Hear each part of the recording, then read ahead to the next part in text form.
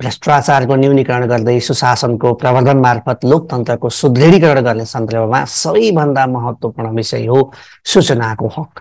Information is power भनिन्छ। अहिलेको विश्वमा जोसँग इन्फर्मेसन छ त्यही नै पावरफुल हुन्छ। अहिलेको विश्वमा सूचनाको हकको महत्त्व दिनदिनै बढेर गएको छ। लोकसेवा आयोग वा अन्य प्रतिस्पर्धात्मक परीक्षाको जुनसुकै पाठ्यक्रममा पनि अहिले सूचनाको हकलाई समावेश गरिएको हुन्छ। उसो त जुनसुकै च्याप्टरबाट सोधिएको जुनसुकै प्रश्नको उत्तरमा पनि कतै न कतै सूचनाको हक समावेश भएर आएको हुन्छ। त्यसैले आज हामी सूचनाको हकको सन्दर्भमा यसका विविध पक्षहरूको बारेमा छलफल गर्नको लागि यहाँ उपस्थित भएका छौँ। आज हामीले सूचनाको हक भनेको के हो, यसको आवश्यकता, महत्त्व, यसको भूमिका, औचित्य के हो, यसका सिद्धान्तहरू के हुन्, यसको विकास कसरी हुँदै आयो, नेपालमा सूचनाको हकको सन्दर्भमा के कस्तो व्यवस्था गरिएको छ, नेपालमा के समस्या छन्, ती समस्याको समाधान गर्न के गर्नु पर्ला भन्ने लगायत सूचनाको हक सम्बन्धी सम्पूर्ण जानकारी लिएर यहाँ उपस्थित भएका छौँ। यदि यो भिडियोलाई तपाईँले अन्तिमसम्म हेर्नुभयो भने सूचनाको हक सम्बन्धी सम्पूर्ण जानकारी तपाईँले प्राप्त गर्नुहुनेछ भन्ने मैले आशा र विश्वास लिएको छु। नमस्कार, मेरो नाम हो विष्णुप्रभा सापकोटा अनि यो हो मास्टर क्लासको नयाँ अङ्कमा यहाँहरू सबैलाई स्वागत छ। मास्टर क्लासको नयाँ अङ्कमा आज हामी सूचनाको हकको विविध पक्षहरूको बारेमा चर्चा गर्नेछौँ। यो चर्चालाई सुरुवात गरौँ सूचना के हो भन्ने सन्दर्भबाट। किनभने सूचनाको हक जान्नको लागि सबैभन्दा पहिला हामीले सूचना भनेको के हो भन्ने बुझ्नुपर्छ। जबसम्म सूचना भनेको के हो भन्ने कुरा हामीले बुझ्न सक्दैनौँ तबसम्म सूचनाको हकलाई पनि राम्रो तरिकाले बुझ्न सकिँदैन। सामान्य शब्दमा भन्दा सूचना भनेको जानकारी। सैद्धान्तिक हिसाबले यसलाई के भन्छ भने प्रशोधन गरिएको तथ्य र तथ्याङ्कलाई सूचना भनिन्छ भन्छ। प्रशोधन गरिएको तथ्य र तथ्याङ्क जस्तो कुनै 1 2 3 4 लेखेको छ भने त्यसले के भनेको भन्ने कुरा बुझिँदैन। तर 1 भनेको एउटा चरा भन्यो भने बल्ल त के भयो, जानकारी भयो। तर जानकारी र सूचना सिनोनिमस हुन्। सिनोनिमसको अर्थ उस्तै उस्तै शब्द हुन्, ठ्याक्कै उही होइनन् भनिन्छ नि। त्यसैले सबै जानकारीलाई सूचना भनिँदैन। सबैभन्दा पहिला प्राप्त भएको जानकारीलाई के भनिन्छ, सूचना भनिन्छ। सबैले जानिसकेको, सबैले थाहा पाइसकेको कुरा जान्नुलाई सूचना प्राप्त गर्नु भनिँदैन। सबैभन्दा पहिला नयाँ जानकारी, कुनै पनि विषयमा प्राप्त गर्ने नयाँ जानकारीलाई सूचना भनिन्छ भन्छ सैद्धान्तिक हिसाबले। सूचना भनेको कुनै पनि विषयको जानकारी हो। कुनै घटना वा घटना पूर्व हुने आवश्यक सोच, योजना, कारण, कार्यान्वयन र त्यसलाई दिने वा दिन लागेको परिणामका बारेमा सबैभन्दा पहिले प्राप्त हुने जानकारी नै सूचना हो। कुनै अक्षर, चिन्ह, ध्वनि, दृश्य र स्वादमा पनि सूचना हुन्छ भनिन्छ। नेपालको सन्दर्भमा सूचनाको हक सम्बन्धी जुन कानुन छ, सूचनाको हकको कानुनले सूचना भनेको के हो भनेर परिभाषित गरेको छ। त्यसको परिभाषा हेर्ने भने के देखिन्छ भने सार्वजनिक निकायबाट सम्पादन हुने वा भएको सार्वजनिक महत्त्वको निर्णय वा काम, सो कामका सम्बन्धमा भएका कारबाही वा निर्णयसँग सम्बन्धित कुनै लिखत, सामग्री वा जानकारी आदि हो भनेको छ। त्यसै गरी सार्वजनिक निकायमा रहेको कुनै पनि तथ्याङ्क, विवरण, दस्तावेज वा वस्तु पनि सूचना हो, चाहे त्यो निजी सरोकारको होस् वा सार्वजनिक सरोकारको होस् भनी सूचनाको हक सम्बन्धी ऐनले सूचनाको परिभाषित गरेको देखिन्छ। त्यसैले के बुझ्नु पर्यो भने सूचना भनेको कुनै पनि विषयमा प्राप्त हुने नयाँ तथा पहिलो जानकारीलाई हामी के भन्छौँ, सूचना भन्दो रहेछौँ। त्यो सूचना कुनै लिखतमा भनेको दस्तावेजमा हुनसक्छ, भिडियोमा हुनसक्छ, अडियोमा हुनसक्छ, ध्वनिमा हुनसक्छ, अक्षरमा हुनसक्छ, दृश्यमा हुनसक्छ, स्वादमा हुनसक्छ, विभिन्न स्वरूपमा सूचना रहेको हुनसक्छ भन्ने कुरा हामीले बुझ्नु पर्यो। अब हामी लाग्छौँ सूचनाको हक के हो भन्ने सन्दर्भमा। अब एउटा परिभाषा हेरौँ। यो परिभाषाबाट तपाईँहरूले सूचनाको हक भनेको के हो भन्ने कुरा छर्लङ्ग बुझ्नुहुन्छ भन्ने मलाई लाग्छ। म यो पहिला परिभाषा पढ्छु र यो परिभाषालाई इलाबोरेट गर्छु। हरेक नागरिकले सार्वजनिक निकायमा रहेका आफ्नो वा सार्वजनिक सरकारका सूचना माग्ने, प्राप्त गर्ने, अध्ययन गर्ने र त्यो अध्ययनको आधारमा सूचनाको उपयोग गर्न पाउने अधिकारलाई नै सूचनाको हक भनिन्छ। सूचनाको हक जहिले पनि नागरिकले प्राप्त गर्छन्। पहिलो कुरा यो जान्नु पर्दो छ, नागरिकले, हरेक नागरिकले सार्वजनिक निकायमा। दुईटा कुरा हेर्नुहोस् है, नागरिकले भन्दा बित्तिकै किन यो नागरिक भन्ने शब्द राख्नुपर्छ? यसैको ठाउँमा तपाईँले व्यक्ति लेख्नुभयो भने तपाईँको परिभाषा त्रुटियुक्त हुन्छ। किनभने व्यक्तिले सूचनाको हक प्राप्त गर्दैन। व्यक्ति भन्नाले के बुझ्नु पर्यो भने संसारका सबै मान्छेहरूलाई हामी के भन्छौँ, व्यक्ति भन्छौँ। तर नागरिक भनेको के हो? कुनै पनि मुलुकको नागरिकता प्राप्त गरेको वा भविष्यमा नागरिकता प्राप्त गर्नको लागि योग्यता पुग्ने मान्छेलाई हामी के भन्छौँ? नागरिक भन्छौँ। त्यसैले यो हक संसारका हरेक देशले आफ्ना नागरिकलाई दिन्छन्, व्यक्तिलाई दिँदैनन्। मानिलिउँ अमेरिकाको कोही मान्छे आएर हाम्रो सार्वजनिक निकायमा के भइरहेको छ भन्ने कुरा सूचना माग्यो भने हामी दिँदैनौँ, किनभने मौलिक हकको रूपमा समावेश गरिएको सूचनाको हक नागरिकलाई प्रदान गरिएको छ। त्यही भएर हाम्रो परिभाषामा पहिला के आउनु पर्यो? नागरिक भन्ने शब्द आउनु पर्यो। यो हक नागरिकलाई प्रदान गरिएको हो, व्यक्तिलाई होइन। दोस्रो, सार्वजनिक निकाय, किनभने यो सूचना तपाईँले व्यक्तिसँग माग्ने होइन। व्यक्तिले व्यक्तिसँग माग्ने कुरा सूचनाको हकले भन्दैन। सूचनाको हकले नागरिकले सार्वजनिक निकायमा रहेका सूचनाहरू माग्ने। सार्वजनिक निकायमा रहेका दुई प्रकारका सूचना, आफ्नो सरोकारको र सार्वजनिक सरोकारको। जहिले पनि सूचनाको हक सार्वजनिक निकायसँग जोडिएको हुन्छ। नेपालको संविधान पढ्नुभयो भने नेपालको संविधानको धारा 27मा सूचनाको हक छ र त्योसँगै जोडिएर 28मा गोपनीयताको हक छ। व्यक्तिको जीव, धन, चरित्र, सम्पत्ति आदि कुरा गोप्य रहन्छ भनिन्छ। त्यसैले जहिले पनि सूचनाको हक सार्वजनिक निकायसँग सम्बन्धित छ। सार्वजनिक निकायले गरेका क्रियाकलाप, सार्वजनिक निकायले गरेको कार्य सम्पादन, सार्वजनिक निकायले लिएको निर्णय अथवा सार्वजनिक निकायले अवलम्बन गर्ने नीतिसँग सम्बन्धित विषय मात्रै हामीले सूचनाको हकको रूपमा प्राप्त गर्ने हो। त्यसैले गर्दा नागरिक, सार्वजनिक निकाय भन्ने आउनु पर्यो। र कस्तो सूचना? आफ्नो र सार्वजनिक सरोकारको सूचना। त्यसो भने हाम्रो संविधानले दुईटा विषय भनेको छ, सूचना माग्ने र पाउने। तर सूचनाको हकको सैद्धान्तिक पक्षले 4वटा विषयलाई समावेश गर्छ भन्छौँ। के भन्दा सूचना माग्ने, सूचना प्राप्त गर्ने, प्राप्त गरेको सूचना अध्ययन गर्ने र त्यो अध्ययनको आधारमा सूचनाको उपयोग गर्न पाउने। र सूचना यो हो, लैजानुस् तर कतै नभन्नु होला है, यो सूचना बाहिर चाहिँ ल्याउन पाइँदैन भन्न मिल्दैन। सूचनाको हक त्यति बेला पूर्ण हुन्छ जति बेला हामीले मागेको सूचना प्राप्त गर्छौँ र प्राप्त गरेको सूचना अध्ययन गरेर हामीले त्यसको उपयोग गर्छौँ। दुरुपयोग होइन है, उपयोग गर्छौँ भने त्यसलाई हामी के भन्छौँ त? सूचनाको हक भन्छौँ। त्यसैले सूचनाको हकको सैद्धान्तिक रूपले के भन्छ त भन्दा हरेक नागरिकले सार्वजनिक निकायमा रहेका आफ्नो वा सार्वजनिक सरोकारका सूचना माग्ने, प्राप्त गर्ने, अध्ययन गर्ने र त्यो अध्ययनको आधारमा सूचनाको उपयोग गर्न पाउने अधिकारलाई नै सूचनाको हक भनिन्छ भन्नु पर्छ। त्यसैले अब तपाईँले परीक्षामा सूचनाको हक भनेको के हो भनेर सोध्यो भने के कुरा ख्याल गर्नु पर्यो त भन्दा मेरो परिभाषामा एउटा नागरिक भन्ने शब्द आउनु पर्यो, अर्को सार्वजनिक निकाय भन्ने शब्द हुनु पर्यो, अर्को आफ्नो सरोकार र सार्वजनिक सरोकारका सूचना भन्ने शब्द हुनु पर्यो। र ती सूचनाहरू चाहिँ पहिला माग गर्ने अधिकार, प्राप्त गर्ने अधिकार, अध्ययन गर्ने अधिकार र उपयोग गर्ने अधिकार। 4वटा कुरा, सूचना सम्बन्धी 4वटा कुरा होइन? माग्ने अधिकार, अध्ययन गर्ने अधिकार, प्राप्त गर्ने अधिकार, उपयोग गर्ने अधिकार जोडिएर आएका हुन्छन्। त्यही भएर मैले सूचनाको हक नागरिकको रूपमा प्राप्त गर्छु, सार्वजनिक निकायबाट प्राप्त गर्छु, मेरो आफ्नो चासोको र सार्वजनिक सरकारको विषयमा सूचना प्राप्त गर्छु, त्यो सूचना माग्न पाउँछु, प्राप्त गर्न पाउँछु, अध्ययन गर्न पाउँछु र उपयोग गर्न पाउँछु। यसरी आफूसँग जोडेर हेर्नुभयो भने तपाईँको परिभाषा पूर्ण हुन्छ। त्यसैले सूचनाको हकलाई हरेक नागरिकले सार्वजनिक निकायमा रहेका आफ्नो वा सार्वजनिक सरोकारका सूचनाहरू माग्ने, प्राप्त गर्ने, अध्ययन गर्ने र त्यसको उपयोग गर्ने अधिकारको रूपमा बुझ्नुपर्छ भनेर हामीले जान्न सक्दछौँ। अब सूचनाको हक अन्तर्गत सूचना खोज्ने, माग्ने, मागेको सूचना प्राप्त गर्ने र प्राप्त गरेको सूचना प्रयोग गर्न पाउने हक निहित हुन्छ। अघि पनि मैले भने 4वटा कुरा जोडिएर आएका हुन्छन्। 4 किसिमका हक हुन्छन्, त्यसमा 4 किसिमका अधिकार हुन्छन्। एउटा माग्ने अधिकार, अर्को प्राप्त गर्ने अधिकार, अर्को अध्ययन गर्ने अधिकार र प्रयोग गर्न पाउने अधिकार निहित रहेको हुन्छ होइन। हाम्रो संविधानमा चाहिँ 2टा विषयलाई सम्बोधन गरिएको छ, माग्ने र प्राप्त गर्ने। यही के भनेको छ भने नेपालको संविधानको धारा 27मा प्रत्येक नागरिकलाई आफ्नो वा सार्वजनिक सरोकारको कुनै पनि विषयको सूचना माग्ने र पाउने हक हुनेछ। तर कानुन बमोजिम गोप्य राख्नुपर्ने सूचनाको जानकारी दिन कसैलाई बाध्य पारिने छैन भन्ने उल्लेख भएको छ भनेर हाम्रो संविधानको धारा 27मा उल्लेख भएको देखिन्छ। अब सूचनाको हकलाई लोकतन्त्रको इन्धन, सुशासनको ऊर्जा, अनियमितता विरुद्धको अस्त्र पनि भनिन्छ। किनभने लोकतन्त्रको गाडी सूचनाको हकको इन्धनले चल्छ। लोकतन्त्रको इन्जिन सूचनाको हकको इन्धनले चल्छ भनिन्छ। सूचनाको हक राम्रो तरिकाले कार्यान्वयन भएन भने कुनै पनि देशको लोकतन्त्र सुदृढ हुन सक्दैन भन्ने मान्यता रहेको छ। त्यसैगरी सुशासन कायम गर्नको निमित्त, सुशासनलाई ऊर्जावान बनाउनको निमित्त यसले सहयोग गरेको हुन्छ भने अनियमितता विरुद्धको त एउटा अस्त्र हो, हतियार हो।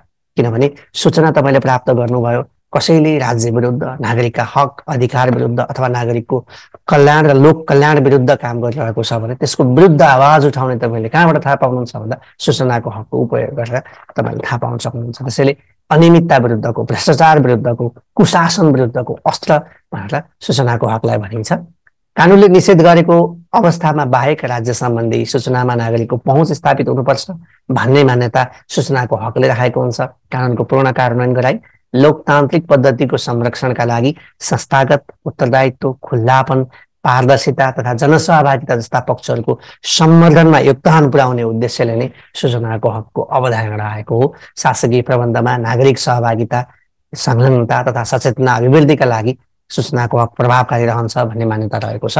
यदि तपाईँलाई सूचनाको हक भनेको के हो भन्ने कुरा सोध्यो भने परिभाषासहित यी विषयहरूलाई पनि तपाईँले समावेश गर्न सक्नुहुन्छ। अब लागौँ सूचनाको हकको विकास क्रमतर्फ। हुन त म्याग्ना कार्टादेखि नागरिकहरूले गरेको अधिकारको आन्दोलनलाई पनि सूचनाको हकसँग जोडिएर हेर्न सकिन्छ। तर सूचनाको हक नै भनेर सबैभन्दा पहिला सुरुवात गर्ने देश स्विडेन हो। सन् 1766 डिसेम्बर 2 मा स्विडेनको संसदले फ्रिडम अफ प्रेस एक्ट नामक सूचनाको हक सम्बन्धी ऐन पारित गरेको थियो र त्यसैलाई सूचनाको हक सम्बन्धी पहिलो औपचारिक कदम भनेर मानिन्छ।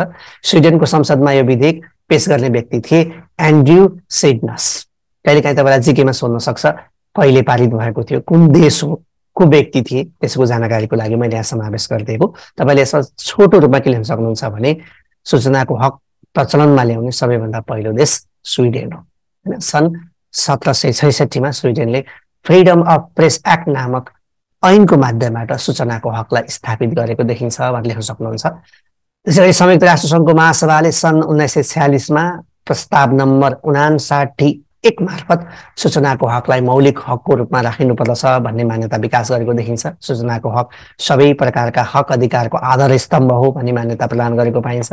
त्यसैगरी सन् 1948 मा भएको मानव अधिकारको विश्वव्यापी घोषणापत्रको धारा 19 ले सूचनाको हकलाई बिना कुनै अवरोध अभिव्यक्त गर्ने, खोज्ने, प्राप्त गर्ने, प्रदान गर्ने तथा प्रवाह गर्ने अधिकारको रूपमा व्याख्या गरेको पाइन्छ।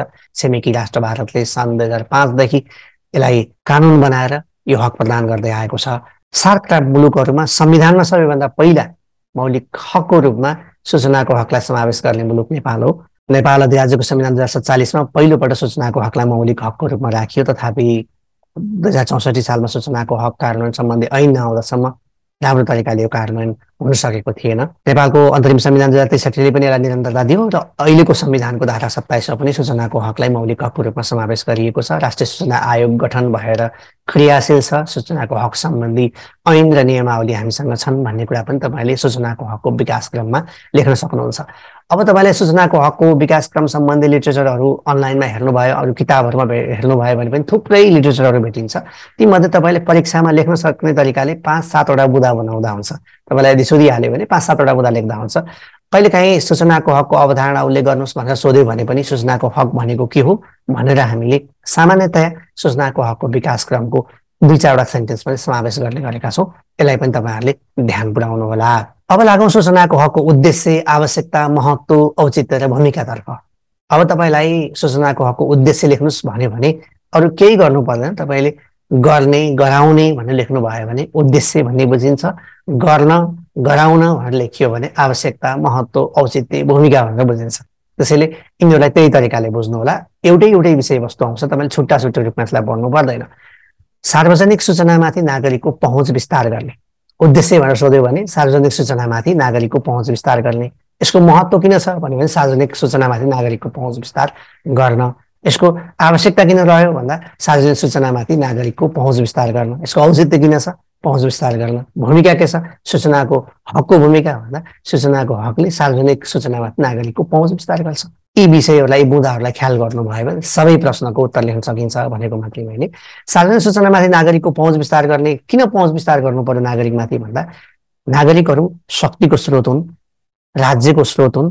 सार्वभौम सत्ता नागरिकमा निहित रहन्छ। त्यसैले नागरिकहरूले राज्यका निकायहरूले गरेका हरेक क्रियाकलापहरूमा जानकारी राख्नुपर्छ र जानकारी राख्न पाउनुपर्छ भन्ने मान्यताको आधारमा सूचनाको हक आएको हो। यसको उद्देश्य त्यसैसँग जोडिएको हुन्छ। त्यसैगरी सार्वजनिक निकायलाई नागरिकप्रति उत्तरदायी बनाउने, नागरिकको हितमा, लोकको कल्याणका लागि हामीले काम गरिरहेका छौँ भनेर राज्यले देखाउनको लागि पनि सूचनाको हकको अवलम्बन गर्नुपर्छ। निर्णय प्रक्रियामा सरकारवालाको सहभागिता बढाउने, सूचना दिएर अथवा सूचना प्रदान गरेर हामीले सरकारवालाहरूको संलग्नता बढाउन सक्छौँ। अनियमित र गलत कार्य विरुद्धको खबरदारी गर्ने, अघि पनि तपाईँहरूलाई मैले भनिसकेँ, भ्रष्टाचार विरुद्ध, कुशासनका विरुद्ध अथवा कुनै अनियमितताको विरुद्ध नागरिकलाई बोल्ने सक्ने शक्ति कसले दिन्छ? सूचनाले दिन्छ। त्यसैले अनियमितता र गलत कार्य विरुद्ध खबरदारी गर्ने यसको अर्को उद्देश्य हो। सार्वजनिक निकायमा निष्पक्षता र समानता कायम गराउने। अर्को, सरकारप्रति नागरिकको सन्तुष्टि र विश्वास बढाउने। यदि हामीले सबै सूचना सार्वजनिक गऱ्यौँ, हामीले गरेका क्रियाकलापहरू पारदर्शी छन्, सरकारका हरेक क्रियाकलाप पारदर्शी छन् भने सरकारप्रति नागरिकको विश्वास पनि बढेर जान्छ र नागरिकको सन्तुष्टि पनि बढेर जान्छ। नागरिकहरूको आत्मसम्मान बढाउन, सेवा प्रवाहमा दक्षता र प्रभावकारिता अभिवृद्धि गर्न पनि सूचनाको हक आवश्यक छ र संवेदनशील सूचनाको संरक्षण गर्न पनि सूचनाको हकको आवश्यकता छ। यसको उद्देश्य पनि संवेदनशील सूचनाको संरक्षण गर्ने, सेवा प्रवाहमा दक्षता प्रभावकारिता वृद्धि गर्ने, नागरिकको आत्मसम्मान बढाउने, सरकारप्रति नागरिकको सन्तुष्टि र विश्वास बढाउने। यसको उद्देश्य बढाउने गर्ने भन्यो भने उद्देश्यतिर जान्छ भने, गर्न बढाउन भन्यो भने आवश्यकता महत्त्वतर्फ जान्छ। अब लागौँ सूचनाको हकका सिद्धान्तहरूतर्फ। तपाईँलाई परीक्षामा सूचनाको हकका सिद्धान्तहरू उल्लेख गर्नुहोस् भनेर सोध्यो भने यी 8वटै लेख्नुपर्छ भन्ने छैन। अन्य लिटरेचरहरू हेर्नुभयो भने तपाईँलाई विभिन्न प्रकारका सिद्धान्तहरू भेट्न सक्नुहुन्छ, होइन। तर मेनली यी 8वटा सिद्धान्तहरूलाई सूचनाको हकले अङ्गीकार गरेको देखिन्छ। तपाईँले यी अथवा अरू कुनै 5वटासम्म सिद्धान्तहरू लेख्न सक्नुहुन्छ, त्यसलाई अध्ययन गर्नुहोला। सबैभन्दा पहिलो र महत्त्वपूर्ण सिद्धान्त हो पहुँचको सिद्धान्त। अघि हामीले उद्देश्य महत्त्व पढ्दाखेरि पनि पहुँचको कुरा पढौँ। के भन्छ यसले भन्दा सूचनाको पहुँच र प्राप्तिको प्रक्रिया सरल र सहज हुनुपर्छ भन्ने मान्यता सूचनाको हकले राखेको हुन्छ। सूचनाको हकको पहिलो सिद्धान्त भनेकै पहुँचको सिद्धान्त हो। सबै नागरिकले सरल रूपमा सहज तरिकाले राज्यका हरेक सूचनाहरूमाथि पहुँच स्थापित गर्न सक्नुपर्छ भन्ने कुरा पहुँचको सिद्धान्तले भन्छ। अर्को, न्यूनतम लागतको सिद्धान्त। सूचनाको हक प्रदान गर्दा नागरिकहरूले सूचना माग्दा दर शुल्क लिएर अथवा पैसा कमाउने गरी सूचना दिने होइन। सकेसम्म सूचनाको हक निःशुल्क प्रदान गर्नुपर्छ अथवा न्यूनतम शुल्क लिएर मात्रै हामीले सूचनाको हक प्रदान गर्नुपर्छ अथवा सूचना प्रदान गर्नुपर्छ भन्ने अर्को सिद्धान्त न्यूनतम लागतको सिद्धान्त हो। त्यसै गरी सूचनाको हकले अङ्गीकार गरेको अर्को सिद्धान्त हो अनिवार्यताको सिद्धान्त। भन्नुको मतलब सार्वजनिक निकायहरूले आफूले गरेका काम कारबाहीहरू नागरिकले जानकारी मागे भने दिने, नभए नदिने भन्ने हुँदैन। सार्वजनिक निकायका क्रियाकलापहरूलाई स्वतः प्रकाशन गर्नुपर्छ, अग्रिम प्रकाशन गर्नुपर्छ। सार्वजनिक महत्त्वको सूचना अनिवार्य रूपमा सार्वजनिक निकायले प्रकाशन गर्नुपर्छ भन्ने सिद्धान्त अनिवार्यताको सिद्धान्त हो। हाम्रो कानुनले पनि ती 3 महिनामा हरेक सार्वजनिक निकायले आफ्ना क्रियाकलापहरूलाई स्वतः प्रकाशन गर्नुपर्छ भन्ने कुरा अङ्गीकार गरेको देखिन्छ।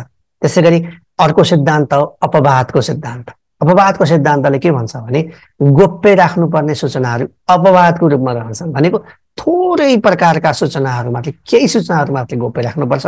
त्यो पनि कानुनमा उल्लेख गरेर त्यस्ता सूचनाहरू वर्गीकरण गरेर गोप्य राख्नुपर्छ। अधिकतम सूचनाहरू चाहिँ खुल्ला हुनुपर्छ, अधिकतम सूचनाहरू प्रकाशन गर्नुपर्छ, अधिकतम सूचनाहरू नागरिकहरूलाई प्रदान गर्नुपर्छ भन्ने कुरा चाहिँ अपवादको सिद्धान्तले भन्छ। प्रकाशन नगरिने सूचना अपवादको रूपमा मात्र हुनुपर्ने र त्यसको व्यवस्था कानुनमा उल्लेख भएको हुनुपर्ने अपवादको सिद्धान्त। अर्को, सूचनादाताको संरक्षणको सिद्धान्त। सूचना दिँदा अथवा सूचना जानकारी कसैलाई प्रदान गराउँदाखेरि कतिको ज्यानै जोखिममा रहन सक्छ। यदि कोही अपराधिक मनसायले अथवा भ्रष्टाचार गर्ने मनसायले या राज्य शक्तिको दुरुपयोग गर्ने मनसायले काम कारबाही गरेको रहेछ भने त्यो सूचना बाहिर ल्याउँदा कसैले जोखिम मोल्यो भने उसको ज्यानै खतरामा पर्न सक्ने अवस्था रहन्छ। त्यसैले जसले राइट सूचना दिन्छ त्यो सूचना दिने व्यक्तिको संरक्षण हुनुपर्छ भन्ने कुरा नै सूचनादाताको संरक्षणको सिद्धान्त हो। त्यसको लागि कानुनै बनाउनुपर्छ भन्ने छ। हाम्रो देशमा अहिलेसम्म कानुन बनिसकेको छैन। विदेशतिर विसल ब्लोअर एक्ट भन्छ, जसले चिठी फुक्ने मान्छेहरूको संरक्षण गर्ने अथवा सूचना दिने मान्छेहरूको, उजुरी गर्ने मान्छेहरूको संरक्षण गर्ने सम्बन्धी कानुन बनाउनुपर्छ भन्ने कुरा छ। सूचनादाताको संरक्षण हुनुपर्ने अर्को सिद्धान्त। कुनै पनि सूचनाको हकको सन्दर्भमा भएका निर्णयहरू उप स्वतन्त्र न्यायिक उपचारको व्यवस्था हुनुपर्छ भन्ने सिद्धान्त न्यायिक उपचारको सिद्धान्त हो। हाम्रो देशमा पनि तपाईँले प्रत्येक कार्यालयमा गएर सूचना अधिकारीसँग लिखित रूपमा निवेदन दिएर सूचना माग गर्न सक्नुहुन्छ।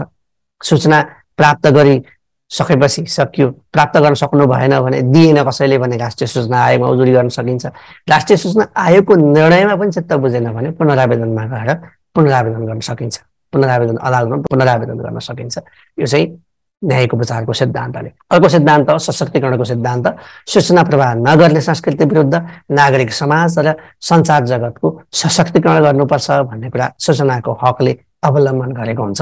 र अर्को सबैभन्दा महत्त्वपूर्ण, अघि हामीले अपवादको सिद्धान्त पनि पढ्यौँ, यससँग जोडेर आउँछ अधिकतम खुलासाको सिद्धान्त भनेको सार्वजनिक क्रियाकलापहरू पारदर्शी बनाउनुपर्छ, अधिक खुला हुनुपर्छ भनेको धेरै जसो सूचनाहरू हामीले खुल्ला गराउनुपर्छ, सरकारी निकायका क्रियाकलापहरूलाई पारदर्शी बनाउनुपर्छ भन्ने मान्यता अधिकतम खुलासाको सिद्धान्तले अवलम्बन गरेको हुन्छ। तपाईँले यिनै मध्ये केही सिद्धान्तहरू परीक्षामा उल्लेख गर्न सक्नुहुन्छ। सिद्धान्तको नाम लेख्ने र त्यसमा एक दुई सेन्टेन्समा त्यो सिद्धान्तलाई इलाबोरेट गर्नुभयो भने तपाईँको परीक्षाका लागि काफी हुन्छ भन्ने मलाई लाग्छ। लागु सूचनाको हक सम्बन्धी ऐन 2064 का मुख्य मुख्य व्यवस्थाहरू जान्नको लागि तपाईलाई परीक्षामा सूचनाको हक सम्बन्धी ऐन 2064 का विशेषता अथवा सूचनाको हक सम्बन्धी ऐन 2064 का मुख्य मुख्य व्यवस्थाहरू उल्लेख गर्नुहोस्, अथवा सूचनाको हक सम्बन्धी नियमावली 2065 का मुख्य मुख्य व्यवस्थाहरूको बारेमा उल्लेख गर्नुहोस् भन्यो भने यिनै विषय तपाईले लेख्न सक्नुहुन्छ। सूचनाको हक सम्बन्धी ऐनले पहिलो कुरा सार्वभौम सत्तामा असर पर्ने, अनुसन्धानमा असर पर्ने, आर्थिक गोपनीयताका कुरा, सामाजिक सद्भाव र निजत्व जस्ता 5वटा विषयका कुराहरू चाहिँ गोप्य रहने भन्ने कुरा उल्लेख गरेको छ। त्यसैगरी सूचनाहरूको 20 वर्षसम्म संरक्षण हुनुपर्छ। ती 3 महिनामा हरेक सरकारी कार्यालयहरूले विभिन्न विवरणहरू समेटेर आफ्ना क्रियाकलापहरू सार्वजनिक गर्नुपर्छ भन्ने व्यवस्था यो ऐनमा गरिएको छ। त्यसैगरी राष्ट्रिय सूचना आयोगको गठन गर्ने कुरा पनि ऐनमा छ। सूचना अधिकारीको व्यवस्था, हरेक कार्यालयमा सूचना अधिकारीको व्यवस्था गर्नुपर्ने र सूचना प्रदान गर्ने कार्यविधि, कुन कुन कार्यविधि अवलम्बन गरेर सूचना प्राप्त गर्न सकिन्छ भन्ने कुरा पनि ऐनमा उल्लेख गरिएको छ भने हरेक कार्यालयहरूमा सूचना प्रदान गर्ने, सूचना दिने जिम्मेवार व्यक्तिको रूपमा सूचना अधिकारीको व्यवस्था हुनुपर्छ भन्ने कुरा पनि सूचनाको हक सम्बन्धी ऐन 2064 मा व्यवस्था गरिएको छ। र सूचनादाताको संरक्षण सम्बन्धी कानुन बनेर संरक्षण गर्नुपर्ने कुरा पनि यो ऐनमा उल्लेख गरिएको छ। त्यसैगरी सूचना नदिए जरिमानाको व्यवस्था, यदि कसैले सूचना दिएन, मैले सूचना पाइनँ भने राष्ट्रिय सूचना आयोगमा उजुरी पर्यो भने राष्ट्रिय सूचना आयोगले त्यो कर्मचारी वा सूचना प्रदान नगर्ने पदाधिकारीलाई कारबाही गर्न सक्ने अथवा जरिमाना गर्न सक्ने व्यवस्था यो ऐनले गरेको छ। त्यसैगरी व्यक्तिगत सूचनाको सुरक्षा जुन गोपनीयताको हकसँग सम्बन्धित छ, व्यक्तिगत सूचनाको सुरक्षाको कुरा पनि यो ऐनमा उल्लेख गरिएको छ भने सूचना नपाएर भएको हानि नोक्सानीको क्षतिपूर्ति दिनुपर्छ भन्ने कुरा पनि सूचनाको हक सम्बन्धी ऐनमा उल्लेख गरिएको छ। त्यसैले तपाईलाई सूचनाको हक सम्बन्धी ऐन 2064 का विशेषता अथवा यसका मुख्य मुख्य प्रावधानहरू, मुख्य मुख्य व्यवस्थाहरूको बारेमा सोध्यो भने यिनै कुरा लेख्न सक्नुहुन्छ। गोप्य रहने 5वटा कुरा पछि हामी त्यसमा डिस्कसन गर्छौँ। त्यसैगरी 20 वर्षसम्म सूचनाको संरक्षण गर्नुपर्ने कुरा, 3-3 महिनामा हरेक सरकारी निकायहरूले आफूले गरेका क्रियाकलाप अथवा काम कारबाहीहरूको स्वतः प्रकाशन गर्नुपर्ने कुरा, राष्ट्रिय सूचना आयोगको गठन गर्ने कुरा, सूचना अधिकारी हरेक कार्यालयहरूमा सूचना अधिकारीको व्यवस्था गर्ने कुरा, सूचनाको प्राप्त गर्ने कार्यविधिको अवलम्बन अथवा कार्यविधिको व्यवस्थाको कुरा, सूचनादाताको संरक्षणको कुरा, सूचना नदिएमा जरिमाना हुने कुरा अथवा व्यक्तिगत सूचनाको अथवा व्यक्तिगत सुरक्षाको कुरा, अनि सूचना नपाएमा हानि नोक्सानी, जुन सूचना नपाएर हानि नोक्सानी हुन्छ त्यसको क्षतिपूर्ति गर्ने व्यवस्था पनि सूचनाको हक सम्बन्धी ऐन 2064 मा उल्लेख गरिएको छ भने तपाईले लेख्न सक्नुहुन्छ। अब लागौँ सूचनाको हकका सीमाहरूतर्फ। तपाईलाई परीक्षामा सूचनाको हकका सीमाहरू उल्लेख गर्नुहोस् अथवा सूचनाको हकको अपवाद उल्लेख गर्नुहोस् अथवा नेपालको कानुन अनुसार गोप्य राख्नुपर्ने सूचनाहरू के हुन् उल्लेख गर्नुहोस् भनेर सोध्यो भने तपाईले यिनै विषयहरू लेख्नुपर्छ। सूचनाको हक सम्बन्धी ऐन 2064 ले निम्नलिखित अवस्थामा सूचना प्राप्त गर्ने नागरिकको हकमा प्रतिबन्ध लगाएको छ भनेको छ। नेपालको सार्वभौम सत्ता, अखण्डता, राष्ट्रिय सुरक्षा, सार्वजनिक शान्ति सुव्यवस्था वा अन्तर्राष्ट्रिय सम्बन्धमा गम्भीर खलल पर्ने सूचनाहरू पहिलो। दोस्रो, अपराधको अनुसन्धान, तहकिकात तथा अभियोजनमा प्रत्यक्ष असर पार्ने। त्यसैगरी आर्थिक, व्यापारिक तथा मौद्रिक हित वा बौद्धिक सम्पत्तिको संरक्षण, बैंकिङ वा व्यापारिक गोपनीयतामा गम्भीर आघात गर्ने, विभिन्न जात जाति वा सम्प्रदाय बीचको सुसम्बन्धमा प्रत्यक्ष रूपमा खलल पार्ने, व्यक्तिगत गोपनीयता र व्यक्तिको जीव, ज्यान, सम्पत्ति, स्वास्थ्य वा सुरक्षामा खतरा पुर्याउने विषयहरू गोप्य रहन्छन् भन्ने कुरा सूचनाको हक सम्बन्धी ऐनले उल्लेख गरेको छ। तपाईलाई परीक्षामा स्पेशली नासु खरदारमा गोप्य राख्नुपर्ने सूचनाहरू उल्लेख गर्नुहोस् भनेर सोध्न सक्छ। त्यो तपाईँले रटेर घोकेर सम्झेर यी विषयहरू तपाईँको उत्तरमा समावेश गर्नुपर्छ। अब लागौँ सूचनाको हक सम्बन्धमा सार्वजनिक निकायको दायित्व जान्नेतर्फ। कहिलेकाहीँ तपाईँलाई परीक्षामा सूचनाको हकको सन्दर्भमा सार्वजनिक निकायको के दायित्व रहन्छ उल्लेख गर्नुहोस् भनेर सोध्न सक्छ। सो सन्दर्भमा तपाईँले यी बुँदाहरू लेख्न सक्नुहुन्छ। पहिलो, नागरिकको सूचनाको हकको सम्मान गर्ने। सार्वजनिक निकायहरूले के साथ थाहा पाउनु पर्यो भने सूचनाको हक नागरिकले प्राप्त गर्छन्। हामीले गरेका प्रत्येक क्रियाकलापहरू जान्न पाउने अधिकार नागरिकलाई छ भनेर त्यो नागरिकको अधिकारलाई सम्मान गर्ने, त्यो अधिकारलाई उपयोग गर्नको निमित्त सहयोग गर्ने सबैभन्दा पहिलो दायित्व सार्वजनिक निकायको हो, नम्बर 1। नम्बर 2, दिन मिल्ने र नमिल्ने सूचना छुट्याएर राख्ने। हरेक सार्वजनिक निकायको एउटा दायित्व हुन्छ सूचनाको वर्गीकरण गर्ने। तपाईँले ऐन पढ्नुभयो भने ऐनमा मुख्य सचिवको संयोजकत्वमा एउटा समिति, हरेक निकायले दिन मिल्ने र दिन नमिल्ने सूचनाहरू वर्गीकरण गर्नुपर्छ र वर्गीकरण गरेर राख्नुपर्छ। त्यो अनुसार चाहिँ कुन सूचना दिने कुन सूचना नदिने भन्ने कुरा छुट्याउनको लागि, वर्गीकरण गर्नको लागि मुख्य सचिवको संयोजकत्वमा एउटा समितिको व्यवस्था गरेको छ। त्यो समितिले एउटा प्रतिवेदन पनि दिएको थियो। त्यो प्रतिवेदनको विरुद्ध अदालतमा उजुरी पर्यो र त्यो समितिले दिएको जुन वर्गीकरण थियो त्यो वर्गीकरणलाई अदालतले खारेज गरिदिएको छ। तथापि हरेक कार्यालयहरूले दिन मिल्ने र नमिल्ने सूचना छुट्याएर राख्नुपर्छ भन्ने कुरा कानुनले उल्लेख गरिएको छ। त्यसै गरी विभिन्न राष्ट्रिय भाषामा सूचना तयार गर्ने, मानिलिउँ नेपालकै सन्दर्भमा सबैले नेपालीमा मात्रै बुझ्छन् भन्ने छैन। नेपालमा जति पनि राष्ट्रिय भाषाहरू छन् सबै भाषाहरू, मातृभाषालाई राष्ट्रिय भाषा भनिएको छ। ती राष्ट्रिय भाषाहरूमा, धेरै राष्ट्रिय भाषाहरूमा सूचना तयार गर्नुपर्छ। त्यो पनि सार्वजनिक निकायको दायित्व हो। त्यसै गरी सूचना प्रवाहमा आम सञ्चारको प्रयोग गर्ने भनेको हामीले सूचना प्रदान गर्दा, सूचनाको डेलिभरी गर्दाखेरि प्रकाशन गर्ने, त्यसको रेडियोमा टेलिभिजनमा प्रसारण गर्ने, सामाजिक सञ्जालहरूमा राख्ने, वेबसाइटहरूको उपयोग गरेर त्यहाँ सूचना राख्ने गर्नुपर्छ भन्न खोजेको।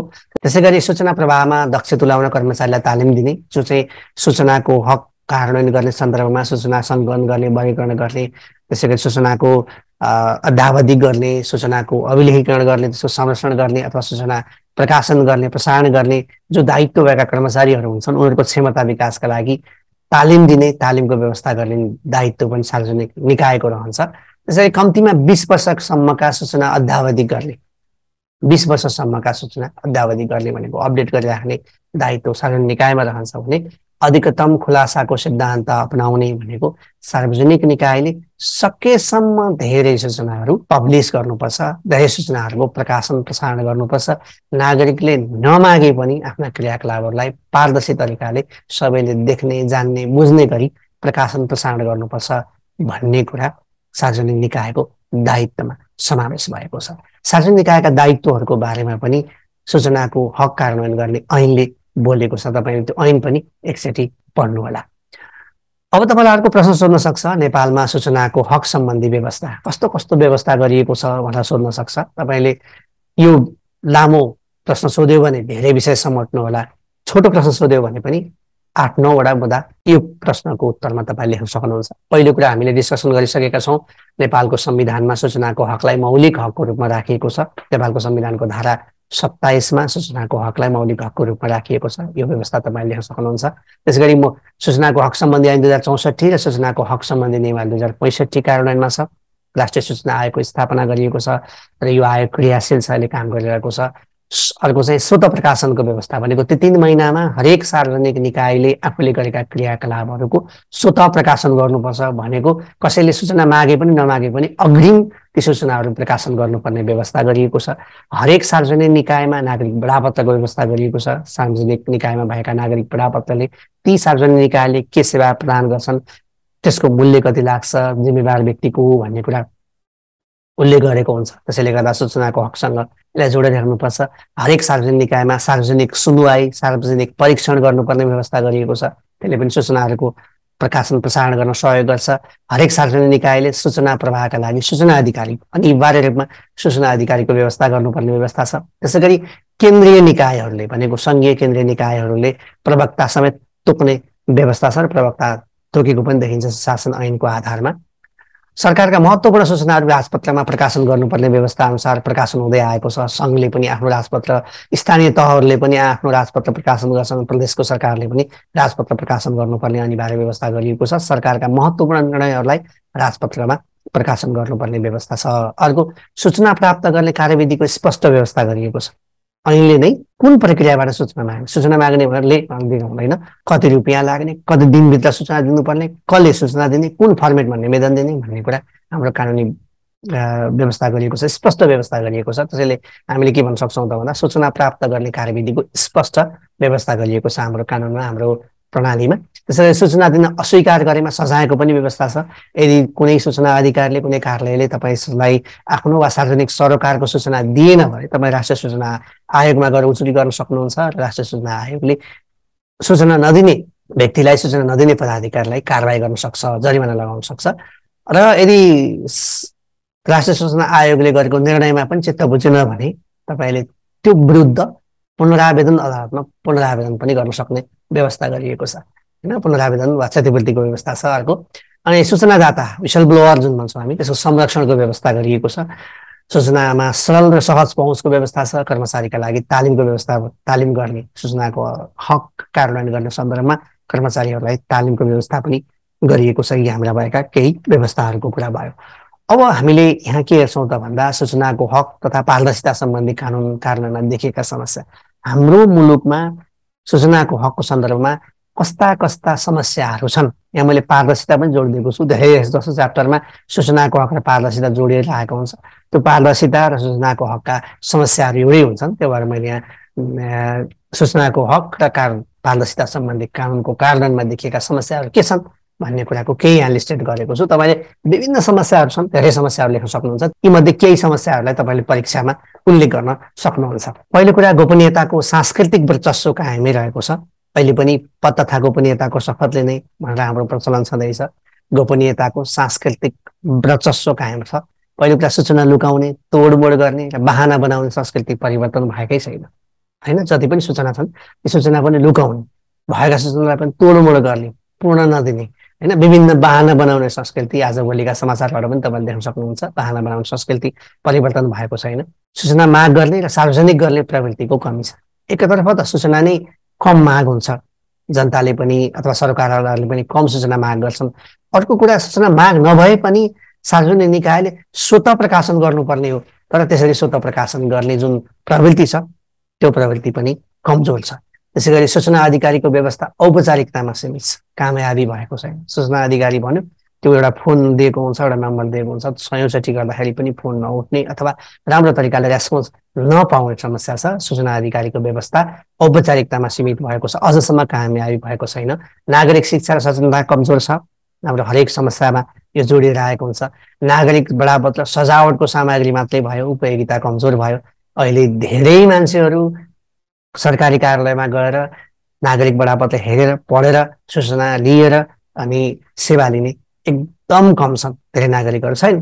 त्यसै गरी सार्वजनिक निकायका पदाधिकारीलाई क्षमता विकासको अवसर प्राप्त भएन। तालिमहरूको व्यवस्था त गरिएको छ, तर सबैले समान तरिकाले तालिम प्राप्त गर्न सकेको देखिँदैन। अनावश्यक किसिमले सूचना माग्ने र सूचनाको दुरुपयोग भएको देखिन्छ। कतिपय कुरा हाम्रो कानुनले आफ्नो र सार्वजनिक सरोकारको सूचना भनेको छ, तर सूचना माग्ने, सूचनाको उपयोग गर्ने अधिकार हुन्छ, तर धेरै जसो सूचनाहरू दुरुपयोग भएको देखिन्छ, तोडमोड गरेर त्यसलाई दुरुपयोग गर्ने गरेको देखिन्छ। कार्यालयको विकृतिलाई ढाकछोप गर्न पनि गोपनीयता कायम गर्ने प्रवृत्ति छ अहिले पनि। अनि अर्को चाहिँ मिडियामा पनि खोजमूलक पत्रकारितामा पर्याप्त लगानी भएको देखिँदैन होइन। गहिरिएर कुनै पनि विषय नपढिकन, अध्ययन नगरिकन पर्सेप्सन बनाउने र त्यो सम्बन्धी समाचार अथवा त्यो सम्बन्धी दृष्टिकोणहरू मिडियामा राखेको पढ्न पाइन्छ। त्यो अर्को समस्या छ।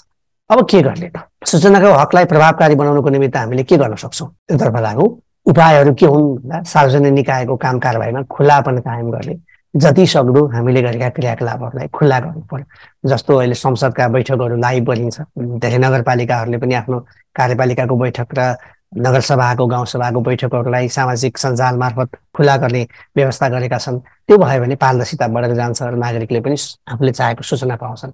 अर्को, सार्वजनिक कार्यलाई भिजिबल बनाउनु पर्यो, देखिने, प्रेडिक्टेबल र अन्डरस्ट्यान्डेबल बनाउनु पर्यो। प्रोएक्टिभ डिस्क्लोजर सिस्टमलाई प्रवर्धन गर्ने भनेको सूचना नमागिकन पहिल्यै सूचना पब्लिस गर्ने सिस्टम जुन छ त्यसलाई प्रवर्धन गर्नु पर्यो। नागरिकको सचेतनता र जागरुकता बढाएर लिएर जानु पर्यो।